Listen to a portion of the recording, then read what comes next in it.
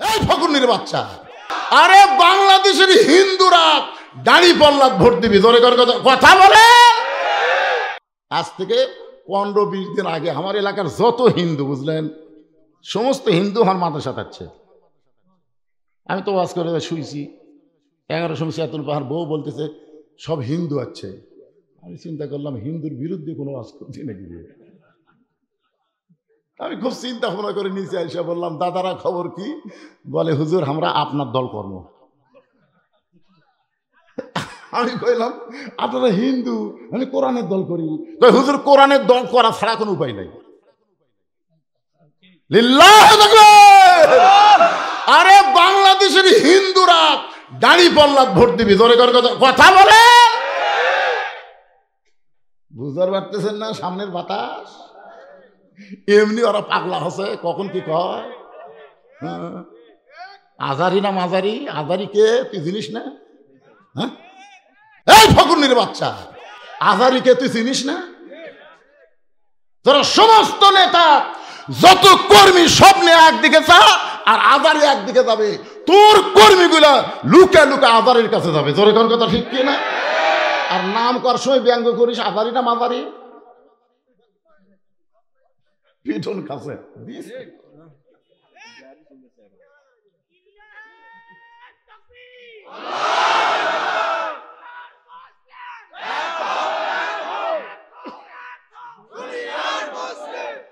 লিল্লাহে তাকবীর। দুনিয়ার মুসলমান এইবারে হলো। ওর থেকে যখন দিল আপনারা সাউন্ড দিলেন না। না শোনেন, আপনারা যদি মনে করেন যে আমরা 12টা 1টা পর্যন্ত ওয়াজ শুনবো, তে ঘুম পড়া চলবে। একদিন পর আমাকে পাচ্ছেন চেতন থেকে কথা শোনা লাগবে। আমি আগে অ্যাঙ্গেলে ডোজ দিছি, এখন অ্যাঙ্গেলের দিন শেষ, ডাইরেক্টের বাংলাদেশ। জোরে কোন কথা, আরো অ্যাঙ্গেল।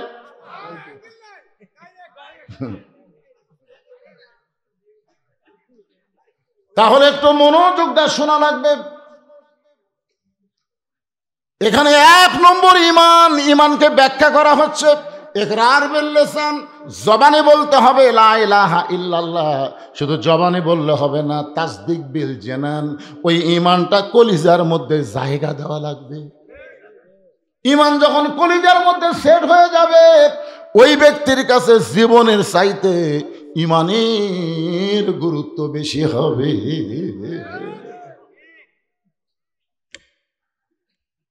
উকিল এসে বলতেছে, স্যার স্যার আপনি একটা দলের আমির, আপনি যদি রাষ্ট্রপতির কাছে একটা দরখাস্ত লেখেন আপনার ফাঁসির দণ্ড মওকুফ হতে পারে, ফাঁসির দণ্ড মওকুফ হতে পারে। তো আসামি মুচকি মুচকি হাসতেছে। উকিল বলে, স্যার হাসেন কেন? বলে, হাসার কারণ হলো আমি আমার জীবনে 3টা রাষ্ট্রপতি ক্ষমতার থাকা অবস্থায় মরা দেখছি।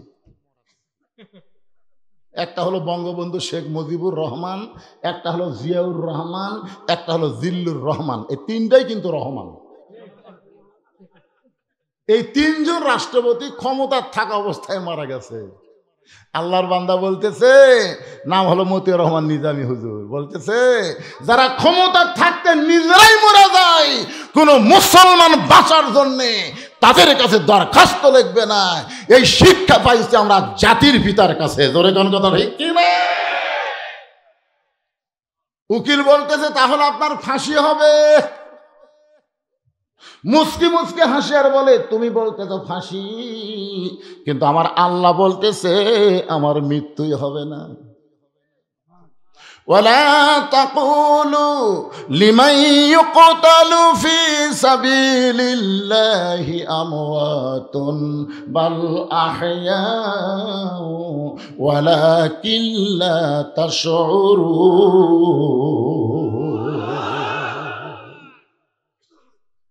কলিজার মধ্যে যখন ইমান থাকবে, মীর কাসিম আলীর কাছে উকিল বলতেছে, স্যার রাত 12টায় কিন্তু আপনার ফাঁসি হবে। মুচকি মুচকি হাসার বলে, এখন কয়টা বাজে? বলে 9:30। আলহামদুলিল্লাহ, 2.5 ঘন্টা এখন আছে। উকিল কয়, কে রে, রাত 12টায় ফাঁসি হবি, মাত্র 2.5 ঘন্টা, তাও কে আলহামদুলিল্লাহ। বলতেছে ভাই আমি একটু ঘুম পাড়ি, 2.5 ঘন্টা বসে থেকে কি হই, আমি একটু ঘুম পাড়ি, ঘন্টা 2 পরে আমার ডাক দিও তো। চিন্তা করে দেখেন, যার 12টা ফাঁসি হবি তাই ঘুম পাড়বি, ঘন্টা 2 পরে আমার ডাক দিও। উকিল মনে করতে ফাঁসির চিন্তা পাগলা হয়ে গেছে। আসলে যারা প্রকৃত কলিজার মধ্যে ইমানের জায়গা দিয়েছে তারা ফাঁসির চিন্তা করে না, মরার চিন্তা করে না, তারা চিন্তা করে ইমানটা যেন রক্ষা হয়। ধরে কার কথা ঠিক কি না? উকিল চলে গেল, 2 ঘন্টা পরে সে দেখে ফাঁসির কন্ডেম সেলের মধ্যে মীর কাসিম আলী নাক ডাইকা ডাইকা ঘুম পাড়তেছে।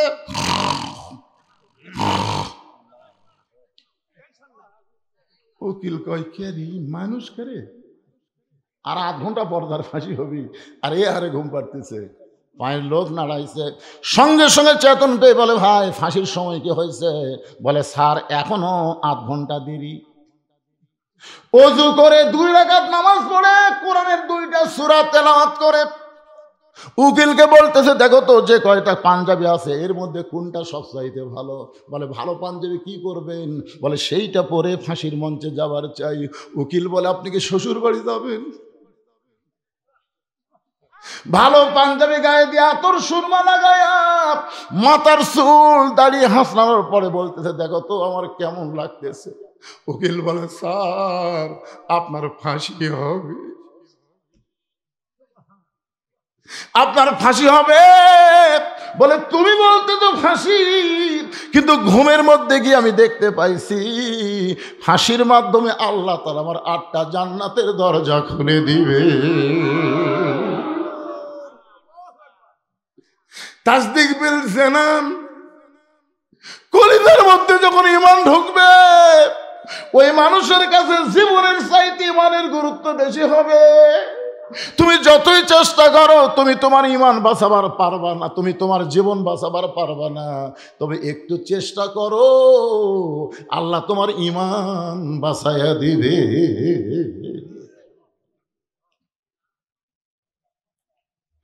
তাসদিক বিল জানানের পরে বলা হচ্ছে আমল বিল আরকান, ঈমান অনুযায়ী আমল করা লাগবে। সূরা আসরের 2 নম্বর বিষয় হলো আমিলুস সলিহা, নেক আমল করা লাগবে। আপনাদের কাছে আমার প্রশ্ন হলো ঈমানকে রক্ষা করতে গেলে পৃথিবীতে যত আমল মুসলমানের আছে তার মধ্যে 1 নম্বর আমলের নাম কি? ঈমানকে রক্ষা করবার গেলে যত আমল আছে তার মধ্যে 1 নম্বরের নাম কি? কোন হাদিসে নাই যে রোজা না করলে বেঈমান হবে, হজ না করলে বেঈমান হবে, যাকাত না দিলে বেঈমান হবে, এটা কোনো হাদিসে নাই। কিন্তু বহু হাদিসে বলা হয়েছে লা সালাতা লা ঈমানা, যার নামাজ নাই তার ঈমান নেই। লা সালাতা লা দীনা, যার নামাজ নাই তার কোনো ধর্মই নেই। বাইনাল আবদি ওয়াল কুফরি তারকুস সালাত, বান্দার কাফেরের মধ্যে পৃথক করার জিনিসটার নামই হলো নামাজ। মান তারাকা সালাত মুতাম্মিদান ফাকাত কাফারা, ইচ্ছা করে একটা ওয়াক্ত নামাজ বাদ দিল আল্লাহর সঙ্গে কুফরি করলো। আপনারা বলেন তো বাংলাদেশে আমি 42 বছর ধরে ওয়াজ করতেছি, এই নামাজের ওয়াজ, আরো কত আলেম এই নামাজের ওয়াজ করলো, কিন্তু এখন পর্যন্ত মানুষ তো নামাজ ধরলো না। নবুয়তের 10ম বৎসরে নবীকে আল্লাহ 5 ওয়াক্ত নামাজ দিল। এরপরও নবী মক্কা ছিল 3 বছর। মক্কা 3 বছরে নবী বললেন আল্লাহ আপনি যেখানেই নামাজের কথা বলেছেন কোরআনের শুরুতেই আল্লাহ বলেছে আল্লাযীনা ইউমিনুনা বিল গায়বি ওয়া ইউকিমুনাস সালাত। এই শুরু হলো, এখান থেকে আরো 81 বার আল্লাহ কোরআনে বলেছে নামাজ কায়েম করো। তা আমি তো নামাজ পাইলাম নবুয়তের 10ম বৎসরে, এখন 13 বছর চলতেছে। এই 3 বছরে গোপনে গোপনে আমরা নামাজ পড়লাম, কিন্তু নামাজ তো কায়েম করা যাচ্ছে না। আল্লাহ বলতে হাবিব মক্কাতে নামাজ কায়েম করা কঠিন, কারণ মক্কার ইমাম হলেন আপনি আর নেতা হলো আবু জেহেল। যেটি ভালো মানুষ ইমাম হবে, খারাপ মানুষ নেতা হবে, সেখানে নামাজ কায়েম হবে না। আজকে আমাদের বাংলাদেশের মসজিদের ইমামগুলো সব ভালো, কিন্তু সমাজের নেতাগুলো সব শালা খারাপ। কথা বলেন ঠিক কি না? যার কারণে নামাজ মাঝে মধ্যে পড়তেছে কিন্তু নামাজ কায়েম হচ্ছে না। তো রাসূল বললেন, তাহলে আপনি যে 82 বার নামাজ কায়েমের কথা বললেন, নামাজ কায়েম কবে হবে? আল্লাহ বললেন, আপনাকে হিজরত করে মদিনা যাওয়া লাগবে, যেখানে আপনি ইমাম হবেন, আপনি নেতা হবেন। আল্লাযীনা ইন মাক্কান্নাহুম ফিল আরদ, মুসলমানের মধ্যে কাউকে যখন প্রধানমন্ত্রিত্ব দেওয়া হবে, মুসলমানের মধ্যে কেউ যখন প্রেসিডেন্ট হবে, তার 1 নম্বর দায়িত্ব হলো নামাজ কায়েম করা। এখন আপনারা বলেন তো, আগামীতে কোন দল ক্ষমতায় গেলে পালন করবে? যে শালারা বলতেছে ইসলামের রাজনীতি নেই, হায় হায় রে।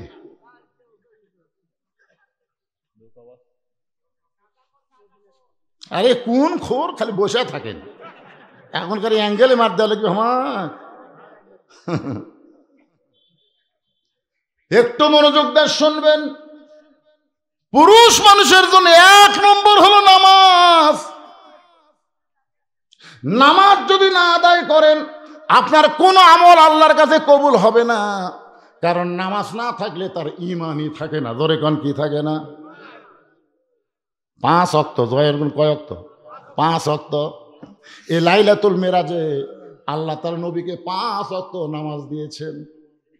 সূর্য উদয়ের আগে 2 রাকাত ফরজ, সূর্য যখন পশ্চিম দিকে হেলে যাবে তখন 4 রাকাত ফরজ, সূর্যের পাওয়ার যখন কমে যাবে তখন 4 রাকাত ফরজ, সূর্য অস্ত যাওয়ার সাথে সাথে 3 রাকাত ফরজ, রাতের অন্ধকার যখন গাঢ় হবে এমন সময় 4 রাকাত। এই সর্বসাকুল্যে 17 রাকাত নামাজ আদায় করা লাগবে। বাড়ি বাড়ি না মসজিদে? বা পড়বে বেটা। অনেক স্বামী জোর নামাজ পড়ে এসে বউ তার সামনে ভাত দিচ্ছে, ওই দোয়া পড়তিস, আল্লাহুম্মা বারিক লানা ফিমা রাযাকতানা ওয়া কিনা আযাবান্নার।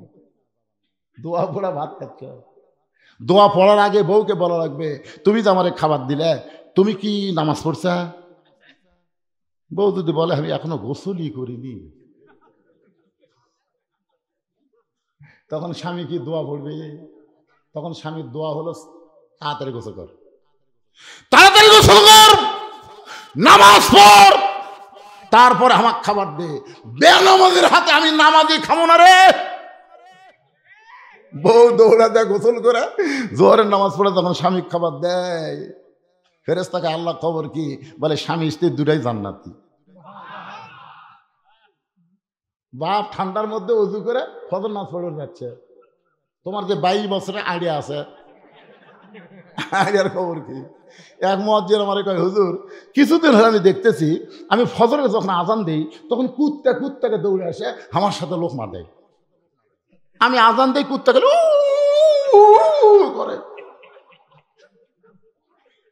তা আমার কয়, হুজুর দেখেন তো কোনো দোয়া কোরআনে আছে কিনা, যে দোয়া পড়লে আজান দেওয়ার সময় কুত্তা চিল্লাবি না। তখন আমি কইলাম, ভাই একটা দোয়া আছে। বলে, সেটা কি দোয়া? সেই দোয়া হলো, তুমি আজান দেওয়ার আগে তোমার বাড়িতে খোঁজ করো তো তোমার ছেলে মেয়েরা কি নামাজ পড়ে। তোর মুয়াজ্জিন কয়, হুজুর আমার 2টা ছেলে আইডিয়া হয়ে গেছে, এত নামাজ পড়ে না। আল্লাহ কোরআনে বলেছেন, কু আনফুসাকুম ওয়া আলাইকুম নার, জাহান্নামের আগুন থেকে বাঁচবার গেলে একলা বাঁচলে হবে না, আহাল পরিবার নিয়ে বাঁচা লাগবে। তুমি মুয়াজ্জিন আজান দাও আর তোমার ছেলেই নামাজ পড়ে না, এটা কুত্তার সহ্য হচ্ছে না। এই যে কুত্তা লোকমা দিছে। ঠিক হুজুর? পুরুষ মানুষের জন্য 1 নম্বর হলো নামাজ। আমার মা বোনেরা যারা পর্দায় আছেন তাদের জন্য 1 নম্বর কিন্তু নামাজ না। ওয়া আমিলুস সলিহাত থেকে আমি কথা বলছি, সূরা আসরের 2 নম্বর বিষয়। মেয়ে মানুষের জন্য 1 নম্বর হলো পর্দা। জোরে বলেন, মেয়েদের 1 নম্বর নাম কি? আরো জোরে, জোরসে বলুন। ওয়াজ দিয়ে হবে। আমি যতই ওয়াজ করি, আমার ওয়াজ দিয়ে আপনার বউ পর্দা করবে না।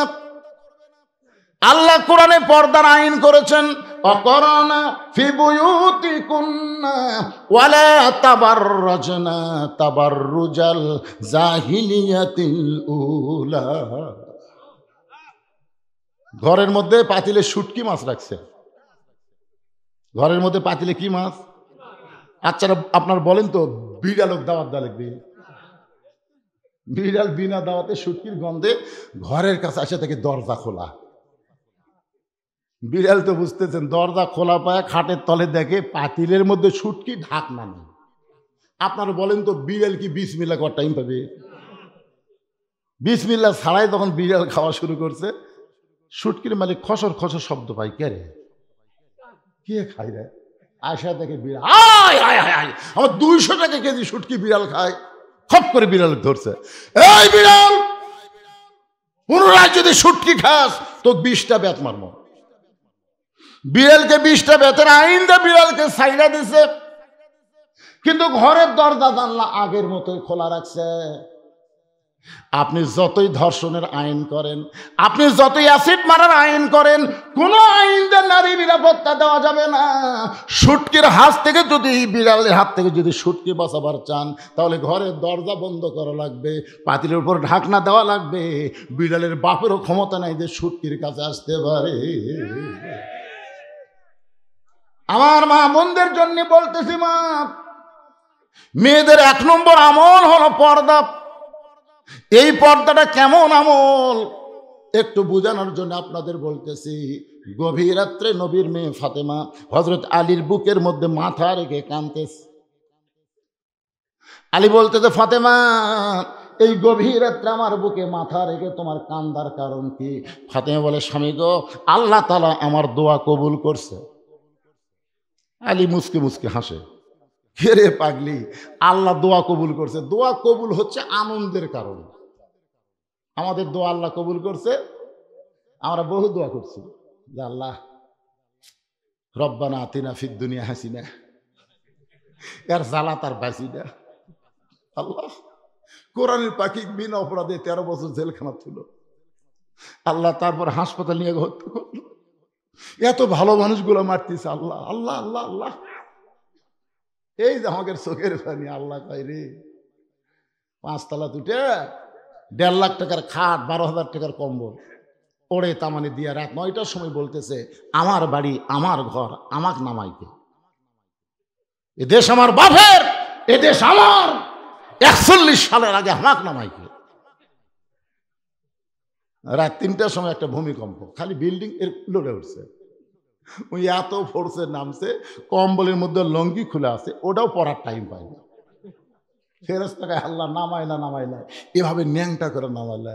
আপনারা বলেন তো, গোটা পৃথিবীর মধ্যে হাসিনা যেভাবে নামিছে, এভাবে কেউ নামছে? এই নামার নাম হলো ন্যাংটা হয়ে নামা। ধরে কোন কি হয়ে নামা? হাসিনা তখন আর বুনকলে পলাচ্ছে, সেটা একটা ভিডিও কিন্তু আছে, দেখছেন আপনারা? হাসিনা এরকম যাচ্ছে সামনে, আর রেহানা যাচ্ছে পিছনে পিছনে। হাসিনা খালি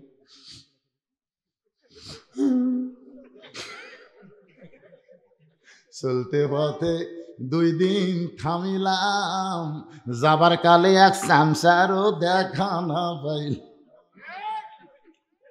এই সবাই আমার সঙ্গে বলেন না কেন? চলতে পথে 2 দিন থামিলাম, যাবার কালে এক সামসারও দেখা না পাইলাম। ওই মাথা ভাঙ্গা ওবায়দুল কাদের কখন পলাইছে, শামীম ওসমান কখন পলাছে রে? আয় আয়, যারা মাইক পালি কই খেলা হবে, খেলা হবে। বাজান একটু মনোযোগ দিয়ে শুনবেন, ক্ষমতার মালিক হচ্ছে আল্লাহ। আল্লাহ যদি চায়, চোখের পানির দাম আছে না নাই? এ জোরে গান আছে না নাই? আলী বলতেছেন, ফাতেমা, আল্লাহ তোমার কি দোয়া কবুল করেছে যে দোয়া কবুলের কারণে তুমি কাঁদতেছ? ফাতেমা বলে, স্বামী গো, আমি আল্লাহর কাছে বলেছি আল্লাহ যেন পর্দার মধ্যে আমার মৃত্যু দেয়। আলী মুসকে মুসকে হাসার কয়, তুমি সারা জীবন পর্দা মেনেই চলেছো, পর্দার মধ্যে তোমার মৃত্যু হবে না তো কার হবে? বাংলাদেশে যারা যতই 3 তলা 5 তলা বাড়ি করেন, যাই যত সুন্দর বাড়ি করছে, তার মৃত্যুর কষ্ট তত বেশি হবে। আজরাইল ঘুরে ঘুরে দেখাবি, এই দেখ রে, তোর ঘর তো ইন্টেরিয়র করছু রে, হায় হাই রে, এসি লাগাছু কে রে, হায় হায় কি টাইস রে। এগুলো সব আজরাইল মৃত্যুর আগে দেখানোর পরে তারপরে কই দেখ। কান্দিস কা, কান্দিস কা? তুই কি মনে করছো থাকার জন্য আসছো? যাবো না? ওই যে তাকায় দেখ, অন্ধকার, দরজা নাই, জানলা নাই, বিছানা নাই, বালিশ নেই। কান্দিস না, কান্দিস না, যাওয়া লাগবে। কথা বলেন যাওয়া লাগবে না? কথা বলেন যাওয়া লাগবে না?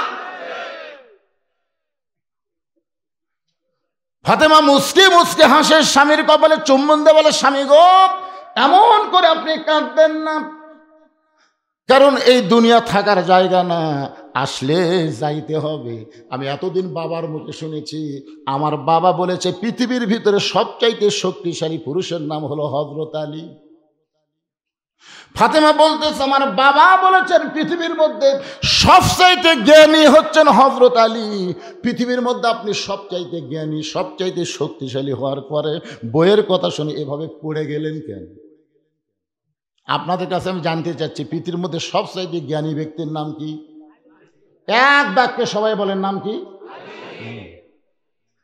আর পৃথিবীর মধ্যে সবচাইতে শক্তিশালী ব্যক্তির নাম কি? আহা, আসাদুল্লাহিল গালিব। আনা মাদিনাতুল ইলমি ওয়া আলিউ বাবুহা। আমি নবী হচ্ছে ইলমের শহর, আলী হচ্ছে তার দরওয়াজা। আপনি এত বড় জ্ঞানী, এত বড় বীর হয়ে বইয়ের কথা শুনে এমন ভাবে পড়ে গেলেন। ওগো স্বামী, আমি মরে যাওয়ার পর আমার 3টা চাওয়া কিন্তু আপনাকে পুরা করা লাগবে, আমার 3টা চাওয়া পুরা করা লাগবে। আলী কান্দের বলে, ফাতেমা, দুনিয়াতে গরিব ছিলাম বলে তুমি কিছুই চাইলা না, এই দুনিয়াতে গরিব ছিলাম বলে তুমি কিছুই চাইলা না। একদিন গভীর রাত্রে হযরত আলী ঘুম থেকে চেতন পায়ে দেখে ফাতেমা নাই। গভীর রাত্রে ঘুমোতে চেতন পায়ে দেখে হাসান হোসেন ঘুম পাড়তেছে, কিন্তু ফাতেমা নাই। হয়তো আলীর মনে সন্দেহ হলো, কে রে, আমি ঘুম পাড়তেছি, আমার 2 ছেলে ঘুম পাড়তেছে, ফাতেমা কোথায় গেল? দরজাতে সে তাকায় দেখে মরুভূমির মধ্যে কালো চাদর গাঁত দিয়ে গভীর রাত্রে খুব জোরে জোরে হাঁটতেছে। আলীর সন্দেহ হয়ে গেল যে হামা ঘুমের মধ্যে থুয়ে, আমার বাচ্চা 2টা ঘুমের মধ্যে থুয়ে ফাতেমা কোথায় যাবে? নিরাপদ দূরত্ব বজায় রেখে পিছনে পিছনে রওনা দিলেন। ফাতেমা চলতে চলতে আল্লাহর নবীর বাড়ির দরজার জানলার পাশে দাঁড়িয়ে গেলেন। নবীর জানলার কাছে দাঁড়িয়ে বললেন, বাবা, আজকে যদি আমার মা খাদিজা দুনিয়াতে জীবিত থাকতো, আমি আপনার জানলার কাছে দাঁড়াতাম না, কিন্তু আমার মা খাদিজা দুনিয়াতে নেই, এই কারণে আপনার জানলার কাছে দাঁড়াইছি। বাবা, মেহেরবানি করে একটু ঘরের দরজা খুলে দেন। আল্লাহর নবী যখন ঘরের দরজা খুলে দেয়, ফাতেমা ঘরের মধ্যে ঢোকার সঙ্গে সঙ্গে হযরত আলী এক দৌড়ে জানলার কাছে এসে কান লাগায়। বাপ মেয়ের মধ্যে কি গল্প হয় শোনার জন্যে। রাসূল বলে, ফাতেমা, তুই একা একা কেন ঘরে ঢুকলি মা? আমার আলীকেও ঘরের মধ্যে নিয়ে আয়। হযরত আলী জানলাতে, কে রে, আমি জানলার কাছে, এই কথা নবীরে কে বলল? আসলে আল্লাহ নবীকে আলী জানলার কাছে বলে নাই।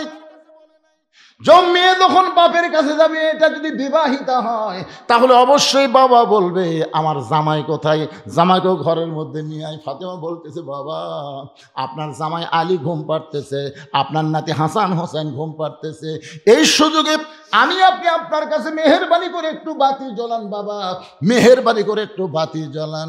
আল্লাহ নবী বলে, ফাতেমা কি বলবি, তাড়াতাড়ি বল, বাতি জ্বলান লাগবে না। ফাতেমা বলতেছে, বাবা, এর আগে বহুদিন বলেছি, কাম হয় নাই, আজকে একটু আপনাকে দেখাবার চাই।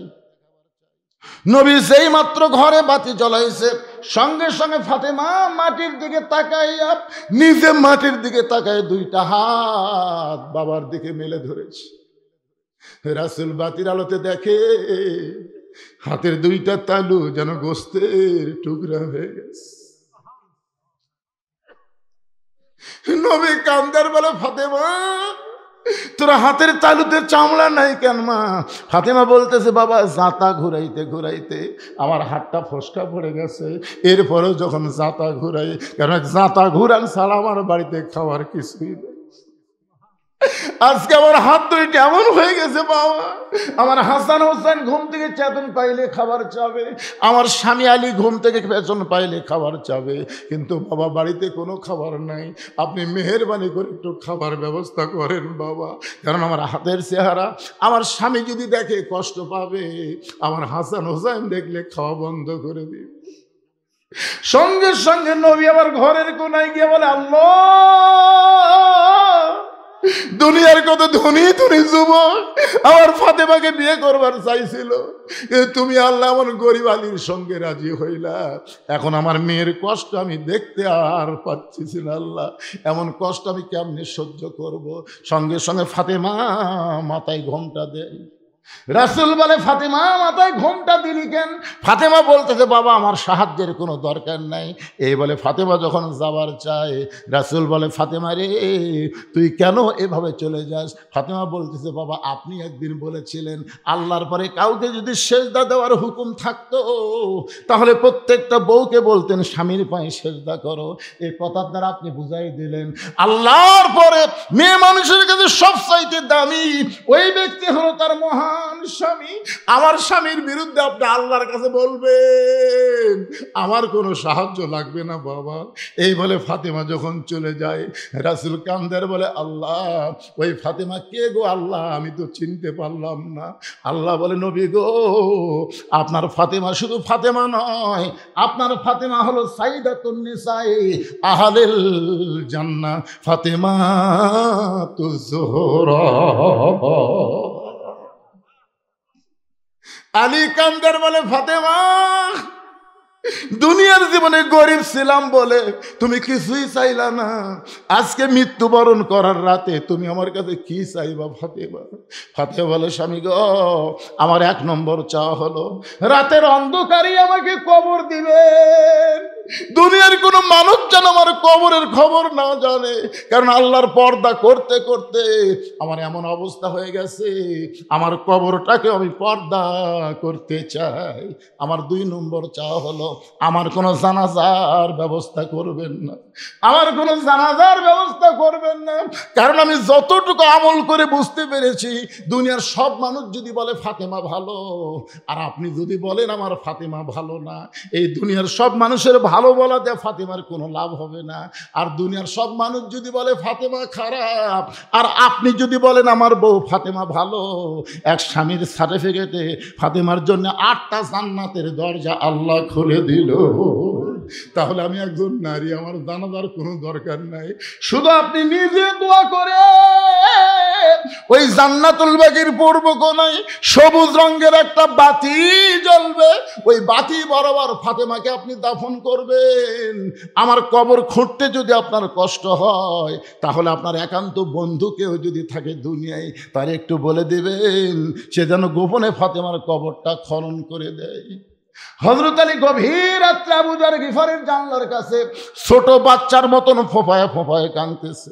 আবু যর গিফারি দরজা খুলে বলে, আলী ভাই জীবনে বহু যুদ্ধ তোমার সঙ্গে করলাম, কোনো যুদ্ধে তোমাকে পরাজিত হয়ে আমি কাঁদতে দেখি নাই, আজকে তোমার জীবনে এমন কি যুদ্ধ শুরু হলো?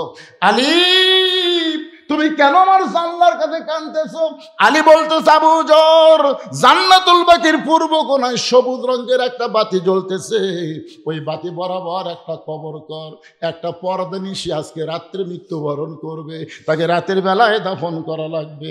আবু যর গিফারি বলে, আলী ভাই সেই পর্দা নিশি কে গো, তার নাম কি তোমার মুখস্থ নাই?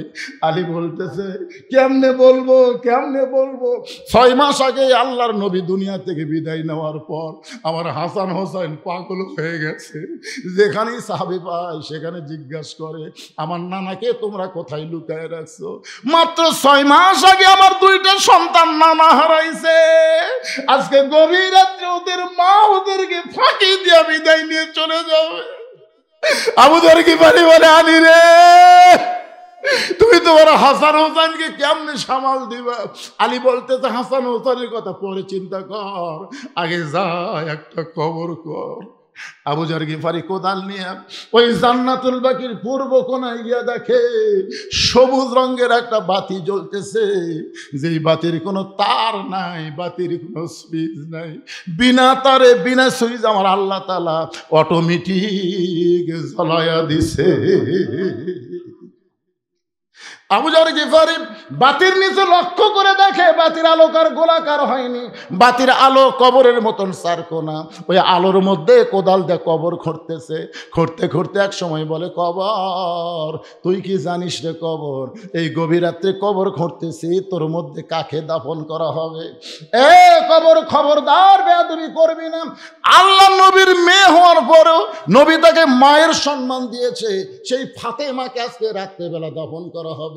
কোদাল দিয়ে কবর খুঁড়তে খুঁড়তে এক সময় বলে, কবর রে খবরদার বেয়াদবি করিস না, তোর মধ্যে এমন একজন মাকে রাখা হবে যার 2টা সন্তান জান্নাতি যুবকদের সর্দার হবে।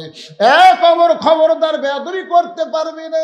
কোদাল দিয়ে কবর খুঁড়তে খুঁড়তে আবু যর গিফারি বলে, কবর তোর মধ্যে আজকে এমন একজন বিবিকে রাখা হবে যার স্বামী হলো আসাদুল্লাহিল গালিব, খবরদার কবর বেয়াদবি করিস না। এই বলে আবার যখন কোদাল মারতে চাই, এমন সময় কবরের ভিতর থেকে একটা আওয়াজ আসতেছে। এ আওয়াজ কিন্তু নবীর মেয়ে ফাতেমার জন্যে না, এ আওয়াজ হলো আমাদের সকলের জন্য যারা আমরা কবরে যাব। জোরে কোন ঠিক কিনা? কবরের মধ্য থেকে আওয়াজ আসতেছে, কার মেয়ে, কার মা, কার বিবি এটা কবর দেখবে না। আমল যদি ভালো হয় কবর জান্নাতের বাগান হয়ে যাবে, আর আমল যদি খারাপ হয় কবর জাহান্নামের গর্ত হয়ে যাবে। এদিন আমার সঙ্গে সকলে একটু গুনগুন করে পড়েন, কিন্তু যেদিন ডাক পড়িবে, সবাই বলেন, কিন্তু যেদিন ডাক পড়িবে কবর মাঝে যাইতে, জোগাড় কিছু করছো বন্ধু তার মাঝে বিছাইতে। আপনারা বলেন তো কবে ডাক পড়বে? কথা বলেন ভাই, কবে রে? তো যে মোশন নিয়ে চলতেছেন, যে মোশন নিয়ে আপনারা হাঁটতেছেন, আর এখনকার ছেলেদেরকে দেখে মনে হচ্ছে না এরা কোন সময়ের মানুষ। ওয়াল আসর, আল্লাহ সময়ের শপথ করেছেন। ছোট্ট একটা বাচ্চা আমার কাছে নিয়ে এসে, হুজুর খালি কান্দে, দোয়া করেন হুজুর। আমি সূরা ফাতিহা 3 বার করে ফু দিলাম, কারণ সূরা ফাতিহার একটা নাম হলো সূরাতুশ শিফা। কি কি দোয়া করলেন হুজুর? ফু দেওয়ার পর আরো কান্না বেড়ে গেছে। আমি একটা পানি পড়া দিলাম, আয়াতুল কুরসি পড়ে, যদি কোনো নজর টজর থাকে তো পানি পড়া দিলাম, বললাম 3 বার খাওয়াও। কয়েকদিন পরে সে হুজুর দোয়া বর্তমান সময়ে দোয়া দরুদের খাওয়া নেই। আমি বললাম, বারে কি হলো রে, দোয়া দরুদ দিয়ে কাম হচ্ছে না। কয়েক মাস পরে বললাম, মা তোমার ছেলের খবর কি? কার কান্দে না হুজুর? আমি কোন দোয়ায় কাম হলো? দোয়া কে লাগবি, ওর বাবাকে মোবাইল কিনে দিছে, যখনই কান্দে চালু করে দেয়। আপনি শুনলে আশ্চর্য হবেন, হুজুর আমার ছেলে মোবাইল ছাড়া ভাত খায় না। কি সময় রে, আল্লাহ এমনি সময়ের শপথ করছে। এখনকার অধিকাংশ ছেলেরা মোবাইল হাতে পাইছে, কথা কন না কেন পায় নাই? স্বয়ং জিবরাইল এসেও যদি ওয়াজ করে, ওয়াজ দিয়ে এদেরকে ভালো করা যাবে না। এদেরকে ভালো করতে গেলে অনুনাজ্জিলু মিনাল কোরআনি মা হুয়া শিফাউ ওয়া রাহমাতুল লিল মুমিনিন। আমার সঙ্গে স্লোগান দেওয়া লাগবে।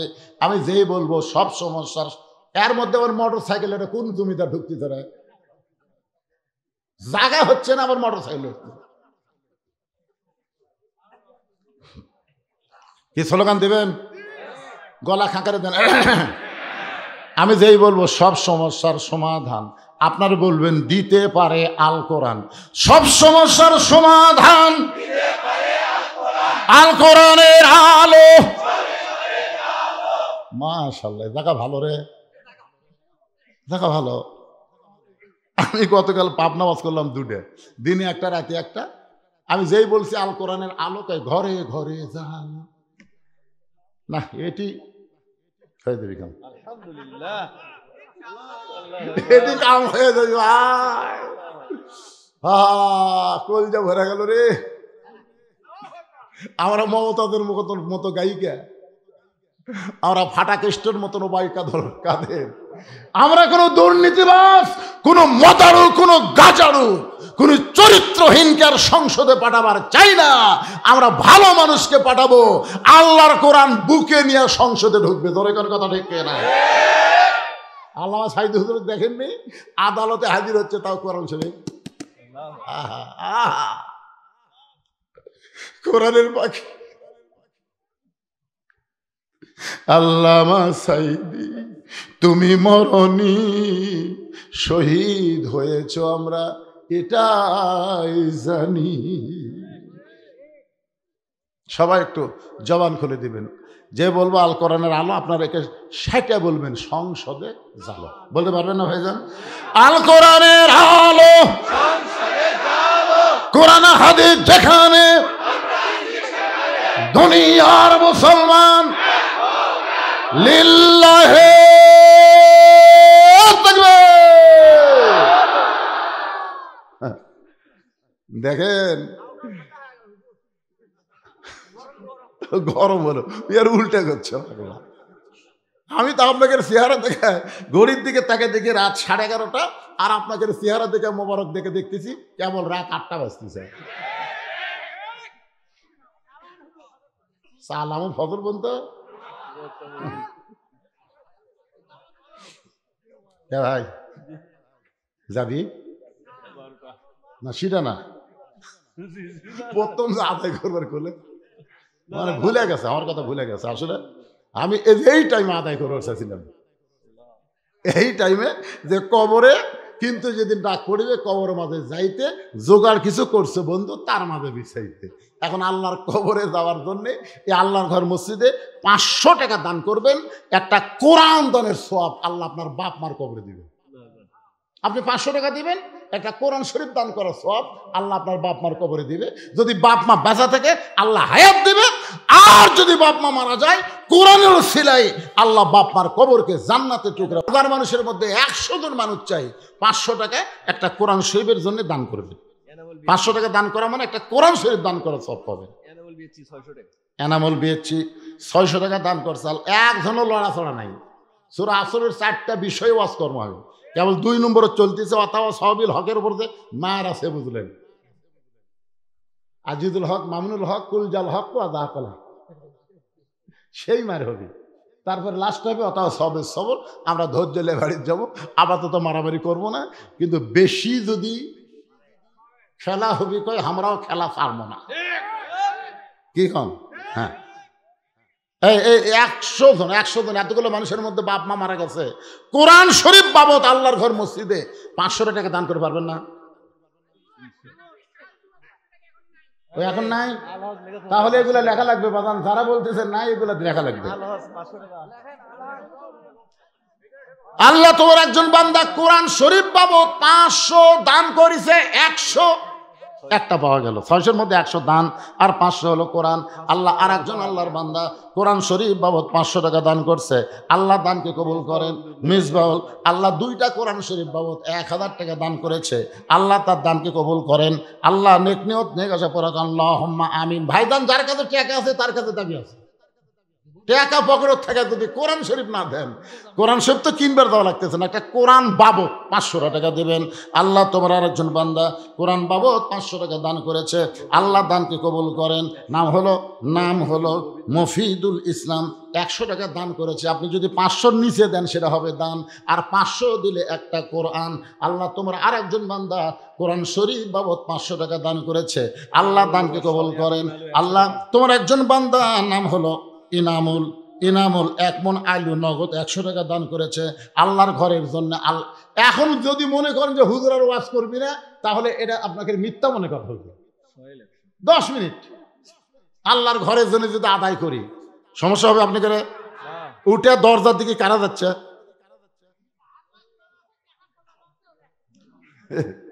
যান, যাবেন, যান, অসুবিধা নাই। ধানের মধ্যে চিটা বাতান থাকে ভাই, বাতাস দিলে উড়ে যাবি রে, যাবে না?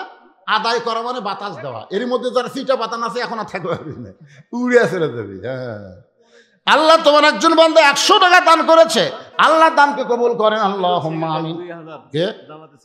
শফিকুল জামাত ইসলামের সেক্রেটারি নগদে 15,000 টাকা, 1500 টাকা দান করেছে, আর বাকি হলো 500, মোট 2000 টাকা দান করেছে। আল্লাহ দানকে কবুল করেন। আল্লাহুম্মা আমিন। আল্লাহর আরেকজন বান্দা কোরআন শরীফ বাবদ 500 টাকা দান করছে, আল্লাহ দানকে কবুল করেন। আল্লাহ আহমদ আলী 2টা কোরআন শরীফ বাবদ নগদে 1000 টাকা দান করেছে, আল্লাহ দানকে কবুল করেন। আল্লাহুম্মা আমিন। নাম হলো মহসিন, কোরআন শরীফ বাবদ 500 টাকা দান করলো, আল্লাহ মহসিনের দানকে আল্লাহ আপনি কবুল করেন। এই ফাঁকে একজন 100 আর একজন 200 টাকা দান করেছে, আল্লাহ কবুল করেন। ইসমাইল হোসেন 1 মণ আলু দান করেছে, আল্লাহ ইসমাইলের দানকে আল্লাহ আপনি কবুল করেন। হেলাল সরকার 1 মণ আলু দান করেছে, আল্লাহ হেলালের দান কবুল করেন। নাম হলো শাহরুল ইসলাম 1 মণ আলু দান করেছে, আল্লাহ শাহরুলের দান কবুল করেন। দেলোয়ার কোরআন শরীফ বাবদ 500 টাকা দান করেছে, আল্লাহ দানকে কবুল করেন। শোনেন, আল্লাহর ঘরের জন্য আদায় হচ্ছে। এই সময় যারা অজাতা উঠে যাচ্ছেন, অজাতা, আপনারা কি আল্লাহর ঘরে শত্রু? কারণ আপনারা কি আল্লাহর ঘরে শত্রু? ফালিয়াবুদু রাব্ব হাযাল বাইত আল্লাযী আতামাহুম মিন জু'ইন ওয়া আমানাহুম মিন খাউফ। আল্লাহ বলেছেন এই ঘরের মালিকের গোলামি করো, আমি 2টা পুরস্কার নগদানগদি দিব। 1 নম্বর পুরস্কার হলো রেজেকের কোনো পেরেশানি থাকবে না। 2 নম্বর পুরস্কার হলো ভারত যতই হুমকি দেখ, মানুষের অন্তরে, মুসলমানের অন্তরে কারো ভয় থাকবে না। জোরে কার সুবহানাল্লাহ। তাহলে সেই ঘরের জন্য 5টা মিনিট যদি আদায় করি, এই 2টা কেড়ে, এই মাঝখানে 2টা হাঁটতেছে, 2টা কেড়ে না না, কিসের আদায় করি?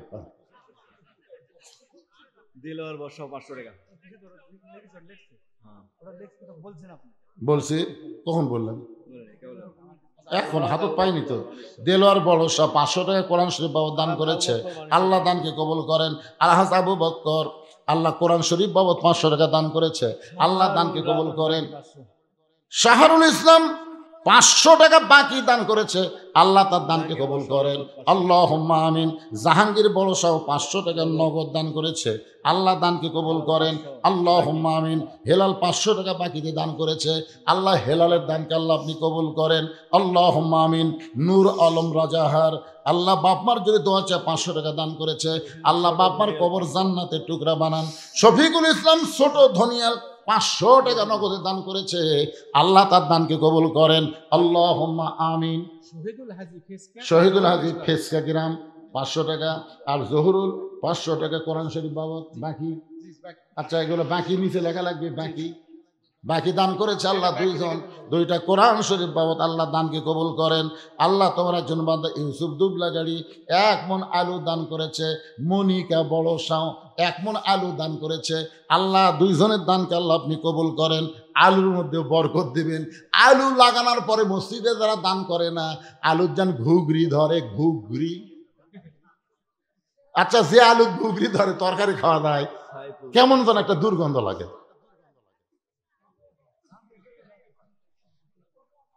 থাক, হয়ে গেছে না? জহুরুল ইসলাম 500 টাকা দান করছে, আল্লাহ কবুল করেন। সাইফুল ইসলাম 100 টাকা দান করছে, আল্লাহ আপনি কবুল করেন। আদায় শেষ, একটা চান্স দিলাম আর কি। মাশাআল্লাহ। এই মসজিদের সভাপতি কি? আপনাদের এই মসজিদ কমিটির সভাপতি? মসজিদ কমিটির সভাপতি আলহাজ সাইদ আলী দাদা নিচে বসে আছে। কে দাদা? আলহাজ সাইদ আলী দাদা কোথায়? দাদা কুটিরে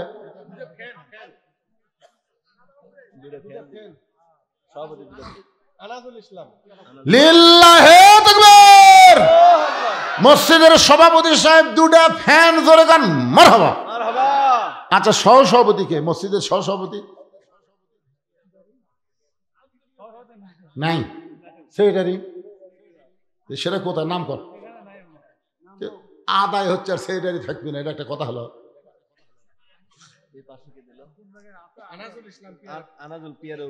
পিয়ারাপুরি 500 টাকা আনাজুল ইসলাম দান করেছে, কোরআন শরীফ বাবদ, আল্লাহ দান কবুল করেন। আল্লাহুম্মা আমিন। নজরুল বড়সাও থেকে কোরআন বাবদ 500 টাকা দান করেছে, আল্লাহ দানকে কবুল করেন। সকলে বলে আল্লাহুম্মা আমিন। ভাইজান যারা দাঁড়াইছেন এখন বসেন, আবার আলোচনা শুরু হবে ইনশাআল্লাহ। ইখলাসের আব্বা বাবার রুহের মাগফিরাতের জন্য 500 টাকা কোরআন শরীফ বাবদ দান করেছে, আল্লাহ বাবার কবরকে জান্নাতের টুকরা বানিয়ে দেন। মাশাআল্লাহ। জালাল শেখ বড় শাহ 500 টাকা নগদ 5 মণ আলু দান করেছে আল্লাহর ঘরে, আল্লাহ দানকে কবুল করেন।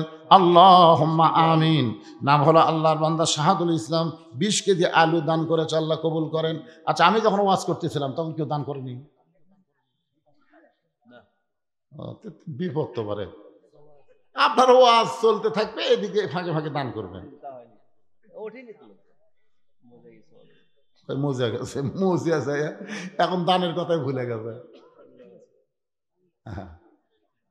সবাই একটু জিকির করার পরে আবার আলোচনা শুরু হবে। সূরা আসরের 2 নম্বর বিষয়ে চলতেছে এখনো। আতাওয়া সাবিল হক, আতাওয়া সাবিস সবর আছে,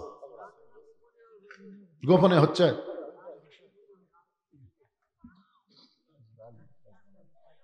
সাইফুল ইসলামে 1 মণ আলু দান করেছে, আল্লাহ সাইফুলের দানকে কবুল করে। একটু জিকির করেন, লা ইলাহা ইল্লাল্লাহ,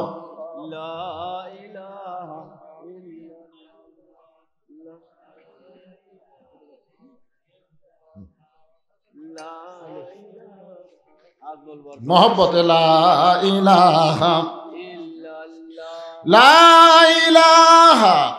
ইল্লাল্লাহু মুহাম্মাদুর রাসূলুল্লাহ সাল্লাল্লাহু আলাইহি ওয়াসাল্লাম। আবু যর কবরের ভিতর থেকে আওয়াজ শোনার সঙ্গে সঙ্গে কোদাল ফাইলা দিয়া মারছে দৌড়। নির্দিষ্ট সময়ে হযরত আলী ফাতেমার ঘরের মধ্যে ঢুকে দেখে ফাতেমা 3 নম্বর ওসিয়ত করেছে, আমার জন্য কোনো খাটনির ব্যবস্থা করবেন না। আমি মরে যাওয়ার পরে আমার লাশটা কাঁধে নেওয়ার 4 জন মানুষ আমি ফাতেমা দুনিয়াতে দেখতে পাইলাম না। আমার বাবা যদি দুনিয়াতে জীবিত থাকতো, মরা মেয়ে লাশের খাটনি বাবা কাঁধে নিবার পারত, কিন্তু 6 মাস আগে আমার বাবা দুনিয়া থেকে বিদায় নিয়েছে। আমার হাসান হোসেন এত ছোট, যখন ফাতেমা দুনিয়া থেকে বিদায় নেয় তখন হাসানের বয়স হলো 5.5 বছর আর হোসেনের বয়স হলো 4 বছর। চিন্তা করে দেখেন কত ছোট। আমার 2টা সন্তান তো খাটনি কান্দে নিবার পারবে না, শুধু আপনি আমার দেহটা কান্দে করে নিয়ে ওই জান্নাতুল বাগির পূর্ব কোণায় সবুজ রঙের যে বাতি জ্বলবে ওই বাতি বরাবর আমাকে দাফন করবেন। হযরত আলী গভীর রাত্রে ফাতেমার লাশটা নেওয়ার জন্যে ঘরের মধ্যে ঢুইকা দেখে ফাতেমা নিজে নিজেই গোসল করেছে, নিজে নিজেই গোসল করেছে। মা খাদিজাতুল কুবরা বলে, আমি মা হয়ে আল্লাহর নামে শপথ করে বলতেছি, আমার ফাতেমা যখন জন্ম নেয় আমি মা হয়েও তার ইজ্জত দেখতে পারিনি। জন্ম নেওয়ার সঙ্গে সঙ্গে ফাতেমা এ জায়গায় 2টা হাত দিয়া এই দুনিয়াতে ভূমিষ্ঠ হয়েছে। মা খাদিজা বলেছে, আমার ফাতেমা যখন পেটে ছিল আমার পেটে বাচ্চা লড়াচড়া করে, কিন্তু বাচ্চার কোনো ওজন আমি বুঝতে পারি না। আমার ফাতেমা যখন দুনিয়াতে প্রসব হলো আমি খাদিজা বলতেছি আমি মা হইয়া প্রসব বেদনা বুঝতে পারি নাই। সেই ফাতেমা নিজে নিজেই কাপড়ের কাপড় পরেছে, শুধু চেহারা মোবারক আর 2টা হাত বের করে রাখছে। এই 2টা হাত বের করে রাখার কারণ হলো হাসানকে ডান পাশে ঘুমায় দিছে আর হোসেনকে বাম পাশে ঘুমায় দিছে। কারণ এই 2টা বাচ্চা যদি চেতন থাকে তাহলে মাকে দাফন করার ব্যাপারে বাপকে ডিস্টার্ব করতে পারে।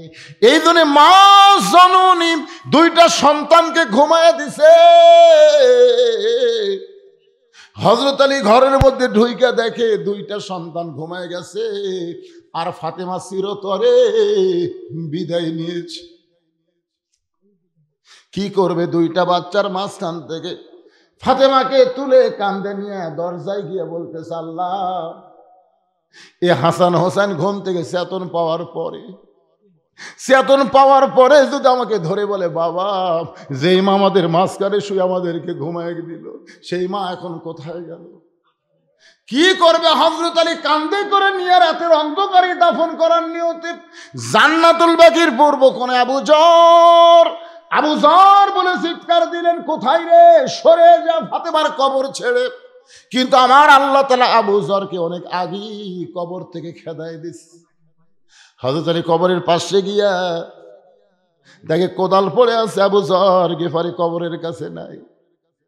নিজের কান থেকে ফাতেমাকে কবরের মধ্যে দাফন করে আল্লাহকে বলতেছে, আল্লাহ তোমার পর্দা নিশি বান্দি ফাতেমা এই দুনিয়া থেকে পর্দার মধ্যে বিদায় নিল। আল্লাহ আমি স্বামী হয়ে দোয়া করি ফাতেমাকে তুমি কবুল করে নাও। কিন্তু আল্লাহ আমার মনের মধ্যে বড় ভয়, ফাতেমাকে কবর দিয়ে আমি যখন বাড়ি যাব আমার দুইটা সন্তান চেতন পাবে, এরা চেতন পায় যদি বারবার মায়ের কথা বলে। এখন পর্যন্ত ওদের নানা কোন জায়গায় কোনো সাহাবী বলে নাই। আবু বকর বলেছে, হাসান হোসেন যতদিন নানা নানা বলে কানবে, খবরদার নবীর রওজা দেখায়া দিও না। এরা দুই ভাই যদি রওজার পাশে এসে নানা নানা বলে চিৎকার দেয়, আমি আবু বকর বলতেছি নবীর ঘুম ভেঙ্গে যাবে। রওজার মধ্যে কিন্তু আমাদের নবী মরে নাই। ইসলামের আলো জ্বালায়া দিয়া নবী ঘুমায়া আসেন সোনার মদিনায়। সবাই বলেন ইসলামের পতাকা উড়ায়া দিয়া নবী শুইয়া আসেন সোনার মদিনায়। আল্লাহ যদি আমার দুইটা সন্তান আমাকে বলে, আব্বা আমাদের মাকে কোন জায়গায় কবর দিছে, কবরটা দেখা দাও। এখন হাসান হোসেন ফাতেমার কবর ধরে যদি কান্নাকাটি করে, তাহলে আশেপাশের লোক ফাতেমার কবর বুঝতে পারবে। তাহলে রাতের অন্ধকারে কবর দেওয়া লাভটা কি? এই কথা বলার সঙ্গে সঙ্গে হতারি তাকায় দেখে সামনে কয়েকটা পুরাতন কবর দেখা যায়। এই মাত্র ফাতেমার কবর দিছে, সেই নতুন কবর আর নাই। পুরাতন কবরের ভিড়ে নতুন কবর আর দেখা যায় না। গোটা জান্নাতুল বাকি হযরত আলী দৌড়ায় আর বলে ফাতেমার কবর, এখনই কবর দিলাম, সেই কবরটা কোন জায়গায়? আল্লাহ বলে, আলী আমার ফাতেমা হলো পর্দানিশী, আমি আল্লাহ জহুরা ডিগ্রি দিয়ে ফাতেমার কবরটাকেও কিয়ামত পর্যন্ত পর্দা করে দিয়েছি। আমার মায়েরা যারা পর্দার অন্তরালে, আপনাদের জায়গা হচ্ছে না মা, ভিড়া ভিড়ি করে আপনারা বসেছেন। আজকে ওয়াজটা সার্থক হবে যদি আপনারা আল্লাহর আইন পর্দা মেনে চলেন। পর্দার মধ্যে যদি থাকেন, আপনি যদি নামাজ কমও পড়েন আল্লাহ আপনাকে মাফ করে দিবে, যদি রোজা কমও করেন আল্লাহ মাফ করে দিবে, যদি স্বামীর খেদমত কমও করেন তাও স্বামী আপনাকে ক্ষমা করবে। কিন্তু পর্দার ব্যাপারে কোনো ছাড় নাই। এই পর্দাটা পুরাপুরি আপনাদের করতে হবে। পুরুষের জন্য 1 নম্বর হলো নামাজ। পুরুষের জন্য 1 নম্বর কি? আর নারীদের জন্য 1 নম্বর নেক আমলের নাম কি? সবাই বলা লাগবে। এখন আমাকে বলতে দে, হুজুর এত মুসল্লি দোতলা করা লাগবে হুজুর, 1 তালা তার হচ্ছে না। আমি 3 বার শুকরিয়া আদায় করলাম, আলহামদুলিল্লাহ আলহামদুলিল্লাহ আলহামদুলিল্লাহ। এত মুসল্লি হয় হুজুর 1 তালা হচ্ছে না, এই জন্য দোতলা করার জন্য মসজিদ উন্নয়ন কল্পে মাহফিল করতেছি। আচ্ছা ঠিক আছে বাবা, ফজরের খবর কি? তোর হুজুর ফজরে 1 কাতারে হয় না। জোহরের খবর কি? কয় কাজ কামের দিন আসে না। আসরের খবর কি? কয় বাজারত গেছে। মাগরিবের খবর কি? কয় বাজার করে এসে চিন্তা করতেছে জিনিসপত্রের যে দাম। এসার খবর কি? কয় ফজরও যা এসাও যা। তো মসজিদের মধ্যে কয় কাতার আছে? কয় 9 কাতার হুজুর। তো 1 কাতারের মুসল্লি হয় না, তাহলে দোতলা করবে কেন? তখন বলতেছে ওই যে জুমার দিনে সবার শেষে আসা আগে যায়, ওই শালাকের জন্য দোতলা করা লাগবে। ওরা কিন্তু মুসল্লি না, ওরা হলো শালা। আপনারা বলেন তো, জুমার দিনে সবার শেষে আসা আগে বার হয়ে যায় ওই মুসল্লি? আল্লাহ কয় তোর নামাজ আমার দরকার নাই রে, তুই হলো ফাওয়াইলুল মুসাল্লিন, তুই হলো শয়তানের বড় ভাই। যারা শুধু জুমার নামাজ পড়েন, 5 ওয়াক্ত পড়েন না, রহমানুর রহিম আল্লাহ হয়তো একসময় আপনাকে দয়া করে বলতে পারে, যারা শুধু জুমার নামাজ পড়েছো আমি আল্লাহ তাদের জান্নাত দিলাম, যাও। তোমার জুম্মা বাড়ি সেই খুশি হবে, যাক রে আল্লাহ আমাকে জান্নাত দিল। 1 দৌড়ে জান্নাতের কাছে যায়, দেখবে জান্নাতের দরজা তালা। তখন কয় আল্লাহ আপনি আমাকে জান্নাত দিলেন, তালা দে। চাবি তোর কাছে আছে, খোঁজ। চাবি খুঁজে দেখে একটা আছে, তালার মধ্যে ঢোকে ঠিকই কিন্তু ঘোরে না। তেলতলা চাবি ঢুকিছে কিন্তু ঘোরে না। তোকে আল্লাহ চাবি তো ঢুকলো কিন্তু ঘোরে না কেন? আল্লাহ বলতেছে পাগলা, তালার মধ্যে 5টা দাগ আছে, তোর চাবির মধ্যেও 5টা দাগ থাকা লাগবে, দাগে দাগে মিল হবে, কুটটুস করে খুলে যাবে। তোকে আল্লাহ এটা কিসের দাগ? বলে এটা হলো 5 ওয়াক্ত নামাজের দাগ। তোর দাগ আছে কেন কান্দিস গে? জুম্মার নামাজ পড়ছু, 5 ওয়াক্ত পড়িসনি, জান্নাত দেখে ফেরত যা। জান্নাত দেখে যারা খালি জুম্মা মারতেছেন, 5 ওয়াক্ত ধরতেছেন না, তারা জান্নাত দেখবার পারবেন কিন্তু ভিতরে ঢুকতে পারবেন না। এখন আপনারা বলেন তো কারা কারা খালি জুম্মা পড়বেন? হাত তোলেন। আর কারা কারা 5 ওয়াক্ত নামাজ আদায় করবেন? 2 হাত তুলে আল্লাহরে দেখান। লিল্লাহে লিল্লাহে। আপনারা বলেন তো মসজিদের উন্নয়ন বলতে কি বুঝেন? মসজিদের উন্নয়ন মানে মসজিদ দোতলা টাইলস দিয়ে হাইফাই করা না। অনেক মসজিদ, আক্কেলপুরে একটা রাস্তার ধারে মসজিদ, আমি আসর নামাজ পড়বার যাই দেখি টাইলসের উপর ধুলে। এগুলো লোক কে রে ভাই মসজিদ এত ধুলে ধার দেও না? কয় হুজুর আজান দিয়ে একা মধ্যে কেউ আসে না তো খামাকা ধার দিয়ে কি করবো? আপনি তাকে দেখেন আমার জায়গা পরিষ্কার, গামছা 2 বাড়ি মারি পরিষ্কার করে আল্লাহ বানা আছে। চিন্তা করছেন? খালি মসজিদ বানালে হবে না। মসজিদ হাসিনাও কম বানায়নি, 560টা মডেল মসজিদ বানাচ্ছে। একদিন এক আওয়ামী লীগের নেতা বলে, হুজুর আপনারা কি হাসিনার ভালো কোনো গুণ চোখত পড়ে না? এতগুলো মসজিদ বানিয়ে দিল। আমি বলে 560টা না, 5 কোটিও যদি হাসিনা মসজিদ বানায় আল্লাহ একটা সওয়াবও দিবে না। কারণ ক্ষমতার চেয়ারে বসে মসজিদ বানানো হবে না, নামাজ কায়েমের বিল পাস করা লাগবে। জোরে কোন কথা ঠিক কিনা? মসজিদের উন্নয়ন মানে মুসল্লি কালেকশন। আজকে এই কালেকশন কিন্তু ঠিকই আছে, হয়নি? মাশাআল্লাহ, সবাই হাত তুলছেন, আলহামদুলিল্লাহ। এখন 3 নম্বর হলো তাওয়াসাউ বিল হক। হক কথা বলতে হবে, হক পথে চলতে হবে। হকের পথে চলতে গেলে নানা রকম বিপদ আপদ মুসিবত জোরে কোন।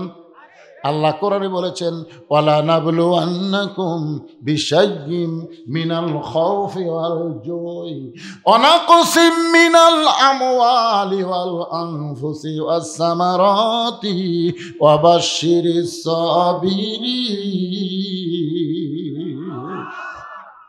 আপনারা বলেন তো আমির হামজাকে যে 3 বছর জেলখানায় বন্দি করে রাখছিল কি চুরি করার অপরাধে? একেবারে সবাই কন্যা খায়। আচ্ছা, মামুনুল হককে যে জেলখানার মধ্যে বন্দি রাখছিল এটা কি অপরাধে? আওয়ামী লীগের কিছু লোক বলে, হুজুর একটা মেয়ে মানুষরা খেলবার গেছিল। মামুনুল হক কিন্তু বলছে, আল্লাহর শপথ করে বলতেছি এটা আমার বিয়ে করাবো। শোনেন না, আপনার ভিডিও দেখেননি? আল্লাহর শপথ করে বলতেছি এটা বিয়ে করাবো। এক সাংবাদিক বলতেছে, তাহলে কাবিন? খালি জুতে থাকলে 2 গেল 4টে মারা দরকার। এই কাবিনের বউ কেউ একসাথে নিয়ে ঘোরায়? আপনারা এখন বউ আর কাবিন দুটো একসাথে লেখে ঘরে? অথচ শাকিব খান বিয়া ছাড়াই বাচ্চার জন্ম দিল, একটা শালা সাংবাদিক গেল না। আমাদের বগুড়ার অপু বিশ্বাস বাচ্চা নিয়ে হাজির, তার কিছুদিন পরে বুবলি বাচ্চা নিয়ে হাজির। এমন একটা লুচ্চা ওর কাছে যে মানুষ যায় তাকে মোটা করে দেয়। একটা সাংবাদিক এই শয়তানের কাছে গেল না যে তুই বিয়ে করলু কখন, বাচ্চা হলো কখন, তোর কাবিন কোন জায়গা? তার মানে বোঝা গেল মামুনুল হককে এরকম মেয়ে রিসোর্টে যাওয়ার কারণে গ্রেফতার করেনি, হক কথা বলার কারণে গ্রেফতার করেছে। ধরে কার কথা ঠিক কিনা? ওরা মনে করছিল মামুনুল হক জেলখানার থেকে পঙ্গু করে বার করে দেবো। দেখেননি জেলখানা যাওয়ার পরে তাকে টেসারে করে নিয়ে যাচ্ছে, দেখেন আপনারা? হাঁটতে পারতেছে না, সিয়ারও ঠেলে নিয়ে যাচ্ছে। আহা, মনে করছিল এরকম মারধর দিয়ে ব্যাসাইজ করে বার করে দেবো আর হক কথা কবি না। আপনার কন্ত বার হয়ে আসে আগের চাইতে বাড়িছে না কমিছে? অথবা সাবেল হক জীবন দিবে, মুসলমান জীবন দিতে পরোয়া করবে না, কিন্তু আল্লাহর কোরআনের জন্য, কোরআনের পক্ষে, হক পথে তারা সব সময় থাকবে। জোরে কোন কথা ঠিক কিনা? দরকার হলে আমরা জীবন দিব, কিন্তু আল্লাহর কোরআন এক মুহূর্তে আমরা ছাড়ব। অথবা সাবেল হক, হক কথা বলতে হবে, হক পথে চলতে হবে। হক পথে চলতে গেলে অনেক সময় নানা ধরনের বিপদ আপদ মুসিবত আসবে। এজন্য আল্লাহ বলেছেন ওয়াতাওয়াসাউ বিস-সবর। আপনারা বলেন তো, যে মেয়ের বিয়ে হয়েছে এখনো বাচ্চার মা হয়নি, আচ্ছা আপনারা বলতে পারেন যে মায়ের পায়ের তলে সন্তানের জান্নাত কেন? কোন তো কারণ কি? কি বলবো প্রসবের কথা, মা বিনে সেই ব্যথা কেউ তো বুঝিবে না। মাজন ঠেকিয়া সন্তানের দায়, অকালে মা মারা যায়, কেন সে মায়ের ভক্তি করো না? এমন দরদি ভবে কেউ হবে না আমার মা গো। এখন প্রসব বেদনা শুরু আছে। আমার বউরে কইলাম একদিন, আচ্ছা তোমাকে যে বাচ্চা হওয়ার সময় ব্যথা শুরু হয় এটা কোন দিক থেকে হয়? আমার কয় আপনি মরদ মানুষ, এটা শুনে করবেন কি? আমি বললাম পাগলা, আমি খালি মরদ করে আমি বক্তা লই। তখন বলতেছে শোনেন, আপনারা মনে করেন যে বাচ্চা নিজ দিক দিয়ে বাড়াবি ওই দিকেই মনে হয় ব্যথা হয়, আসলে তা হয় না। এই কোলজেঙ্কের খামচা ধরে তখন কষ্টের চোটে বলে মরে যাবো, বিষ খাবো, আত্মহত্যা কর্ম। মানে প্রথম হচ্ছে যে, এখনো হয়নি, এবার প্রথম হচ্ছে। বাংলাদেশে কোরআনের শাসন প্রথম আসতেছে, জোরে কোন কথা ঠিক কিনা? প্রথম মরে যাবো, বিষ খাবো, গলা ধরে দেবো।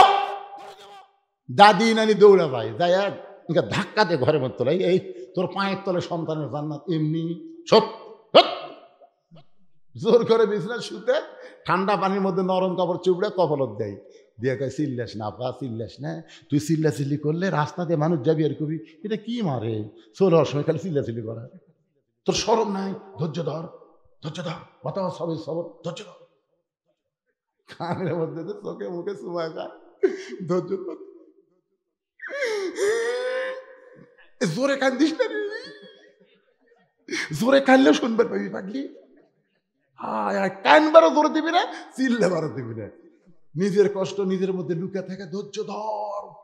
ই করতেছে, এদিকে ধাত্রী বাচ্চা টানা বের করতেছে, রক্ত ভাই, হায় হায়, আবু সাইদের রক্ত, মুগ্ধের রক্ত, ইয়ামিনের রক্ত, 2000 ছাত্র জনতার রক্ত, 40,000 পঙ্গু করে রক্ত, এত রক্তের পরে ধাত্রী টানা শুরু করেছে। রক্ত থেকে ধাত্রীর দয়া হয় না। একসময় টেনে যখন বাচ্চা বের করলো, বাচ্চা মা মা বলে কাঁদতেছে।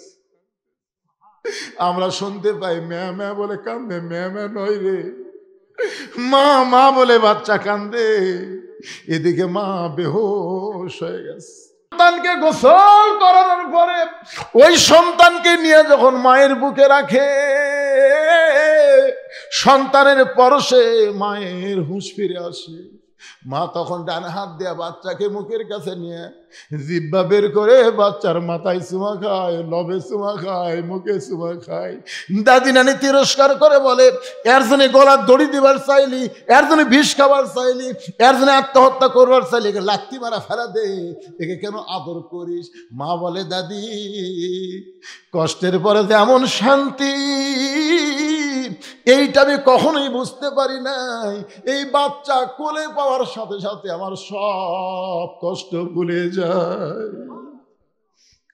এত জীবন দেওয়ার পরে, এত রক্তের পরে এই বাংলাদেশ আগামীতে কলেমার পতাকা যখন পথ পথ করে উড়বে,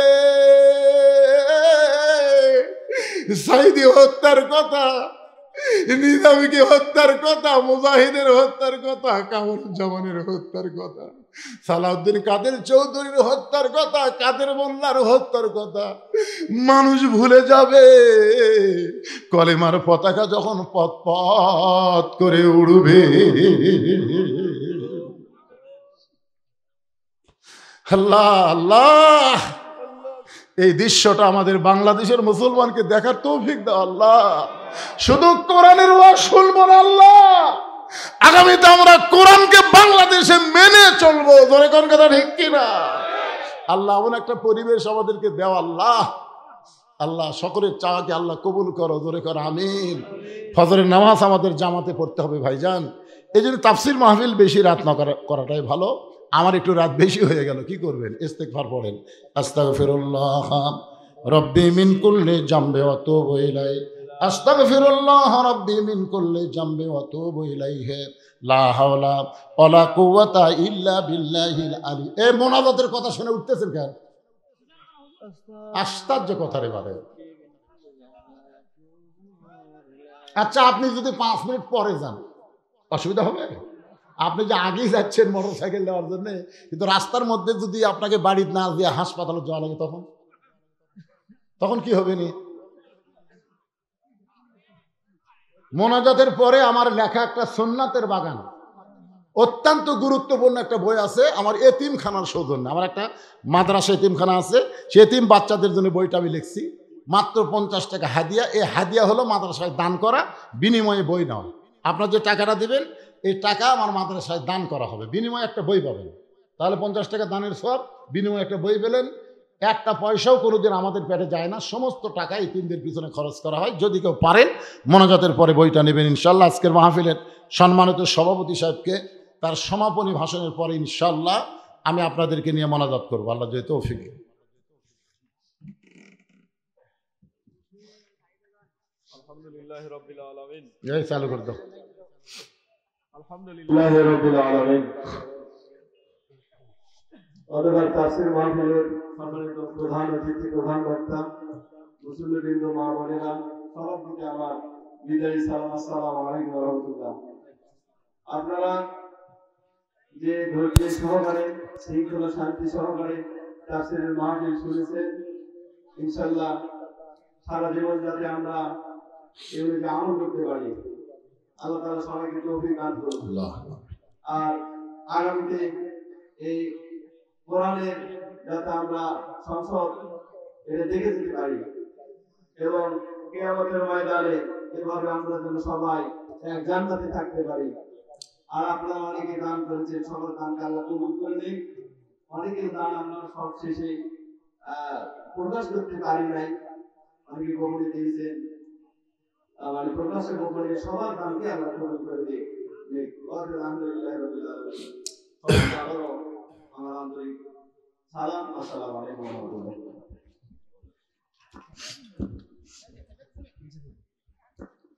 আল্লাহুম্মা আমিন। আল্লাহুম্মা আনতাস সালাম ওয়া মিনকাস সালাম, তাবারাকতা ইয়া যাল জালালি ওয়াল ইকরাম। আয় আল্লাহ তাআলা, আরামের বাড়ি, আরামের ঘুম, ল্যাব তোষকের মহব্বত কলিজা থেকে বের করে দিয়া সামান্য খেরের উপর বসে বসে ঘন্টার পর ঘন্টা তোমার পাগল জান্নাতের বাগান থেকে আখেরে মোনাজাতে রহমতের দরজায় ফকির হয়ে দোকানা হাত তুলেছি। আল্লাহ মেহেরবানি করে আজকের মাহফিল আমাদের সকলের হেদায়েতের জন্য, নাজাতের জন্য, জান্নাতের জন্য কবুল করো। এই মাহফিলের শুরু থেকে শেষ পর্যন্ত যত আলোচনা হয়েছে আল্লাহ, এর মধ্যে যদি ত্রুটি হয়, ভুল হয়, মাফ করে দিও। এর জাহাদিয়া মঞ্জুর করো। সোনার মদিনায় নবী পাকের রওজা মোবারকে আল্লাহ কবুল করে নিও। তামাম আম্বিয়ায়ে কেরাম, আসহাবে কেরাম, উম্মাহাতুল মুমিনিন, শহীদ শহীদান, জান্নাতুল বাকি, জান্নাতুল মাওয়া সহ পৃথিবীর যত গোরস্থানে যত মুর্দা শুয়ে আছে আল্লাহ সকলের আরওয়াহ পরে হাদিয়া কবুল করো। মাবুদ, আমরা যারা হাত তুলেছি, আমাদের জনম দুঃখিনী মা যাদের কবরে চলে গেছে, ছোট্ট একটা শব্দ হলো মা। এই নামের মধ্যে কি মধু, যাদের মা নাই তারাই বুঝতেছে। এই দরদি মা যাদের কবরে গেছে আল্লাহ, আমি সহ আমরা যারা মারা আল্লাহ তোমার দরবারে হাত তুলেছি, মেহেরবানি করে মায়ের কবরকে জান্নাতের টুকরা কবুল করো। বাবার বাড়িঘর সবই আছে, আমাদেরকে এতিম করে থিয়া আমাদের বাবা যাদের কবরে চলে গেছে আল্লাহ মেহেরবানি করে বাবার কবর জান্নাতের টুকরা কবুল করো। আমাদের দাদা দাদি, নানা নানি, আত্মীয় স্বজন শ্বশুর শাশুড়ি যাদের কবরে গেছে আল্লাহ কবরবাসীদের মাফ করে দাও। আল্লাহ তোমার যেই যুবক বান্দারা কষ্ট করে মেহনত করে আজকের এত সুন্দর আয়োজন করেছে আল্লাহ তোমার মসজিদকে লক্ষ্য করে আল্লাহ তাদের সকলকেই জান্নাতে কবুল করে এই যুবকগুলোকে 5 ওয়াক্ত নামাজি কবুল করে নাও আল্লাহ। আমার পর্দানিশী মায়ের আবেদা সালিহা পদ্মানিশী কবুল করে মা ফাতেমার চরিত্র দান করে দাও। আমি অসুস্থ, আমার মতো অসুস্থ অবস্থায় যারা হাত তুলেছে আল্লাহ সুস্থতার নিয়ামত দান করে দাও মাবুদ। আজকের এই মাহফিলের সম্মানিত সভাপতি আল্লাহ যোগ্যতম আলেমে দ্বীন আল্লাহ ইসলামী আন্দোলনের একজন নেতা আল্লাহ আমার ভাইকে কোরআনের জন্য ইসলামের জন্য ইসলামী আন্দোলনের জন্য এলাকার মানুষের জন্য কবুল করে নাও। আজকের মাহফিলের সম্মানিত সহসভাপতি যারা আল্লাহর সম্মানিত প্রধান অতিথি আল্লাহ বিশেষ অতিথিবৃন্দ আল্লাহ সকলকেই কবুল করো আল্লাহ। আমরা কে কোন দল করি সেটা বিষয় না, আমাদের বিষয়টা হলো আল্লাহর কোরআন অনুযায়ী আগামীতে আমরা চলতে চাই। আল্লাহ কবুল করো আল্লাহ। আমরা মিলেমিশে মহব্বতে সকলে মিলে কোরআনের পক্ষে আমরা কাজ করবো আল্লাহ, এই তৌফিক আমাদেরকে দিয়ে দাও আল্লাহ। আয় আল্লাহ তাআলা আমি গুনাহগার বলে দোয়া ফিরাই দিও না। এতগুলো মানুষের মধ্যে যার 2 কানা পছন্দ হয় সেই 2 হাতের ওসিলায় গোটা মাহফিলকে কবুল করো আল্লাহ। আমার মিডিয়া ভাইদেরকে আল্লাহ তুমি কবুল করো আল্লাহ। কত কষ্ট করে শীতের ভিতরে এদের ঠিকমতো খাওয়া দাওয়া পর্যন্ত হয় না, শুধুমাত্র তোমার কোরআনকে প্রসার করার জন্য এরা কষ্ট করে। কত মানুষ এদেরকে গালি দেয়, তারপরে ওরা রাতের পর রাত দিনের পর দিন আল্লাহ এই কোরআনের তাফসিরগুলো মানুষের বাড়ি বাড়ি পৌঁছে দেয় আল্লাহ। আমার মিডিয়া ভাইদের প্রতি তুমি খাস রহমত করো, এদের প্রতি বরকত নাজিল করো। আয় আল্লাহ তাআলা আমি গুনাহগার বলে দোয়া ফিরাই দিও না। গোটা বিশ্বের মুসলমানের মধ্যে ফিলিস্তিনের মুসলমান বড় কষ্টে আছে আল্লাহ। আবার ফিলিস্তিনের মুসলমানকে হেফাজত করে বাইতুল মুকাদ্দাস তাদেরকে ফিরে দাও। ইসরায়েলি ইহুদি শয়তানকে আল্লাহ পৃথিবীর মানচিত্র থেকে ধ্বংস করে দাও। আয় আল্লাহ তাআলা তুমি আমেরিকা পুরাবার পারো, তুমি সবই পারো, তাহলে ফিলিস্তিনের মুসলমানকে তুমি কেন বাইতুল মুকাদ্দাস দিবা না? আল্লাহ দিয়ে দাও। সিরিয়ার মুসলমানকে তুমি মুক্ত করেছো, মিশরের মুসলমানকে মুক্ত করে দাও। আমাদের বাংলাদেশ নিয়ে ভারত যদি কোনো চক্রান্ত করে গোটা ভারত ভাঙ্গা তুমি খান খান করে দাও। আমরা ভারতের বিরুদ্ধে না, কিন্তু ভারত আমাদের বিরুদ্ধে যদি কোনো ষড়যন্ত্র করে সব ষড়যন্ত্র মোকাবেলা করার মতন ইমানি শক্তি বাংলার মুসলমানকে আল্লাহ দান করে দাও। কত মানুষের জানাজার নামাজ আমরা পড়েছি, এই 2 হাত দিয়ে কত কবরে আমরা মাটি দিয়েছি। একদিন আমরা সবাই মরে যাব। যেদিন আমাদের মৃত্যু হবে দিনটা যেন জুমার দিন হয়, মাসটা যেন রমজান মাস হয়। ইমানের সাথে ইজ্জতের সাথে এই দুনিয়া থেকে বিদায় নেওয়ার কালে আমাদের সকলের জবানে জারি করে দিও লা ইলাহা